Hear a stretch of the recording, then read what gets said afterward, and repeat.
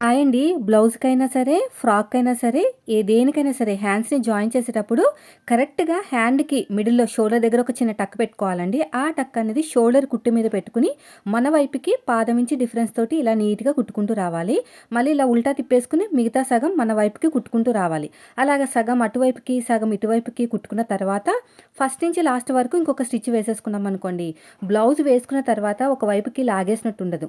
చాలామంది చెప్తూ ఉంటారు, ఇలా లాగేసినట్టుందని. ఇలా కుట్టడం వల్లే ఒకవైపుకి లాగేసినట్టు ఉంటదనమాట. కుట్టేటప్పుడు ఏమనిపించదు. చాలా బా వచ్చిందనిపిస్తుంది. కానీ బాడీ మీదకెళ్ళిన తర్వాత ఆ చేంజెస్ అనేవి క్లియర్‌గా కనిపిస్తాయి.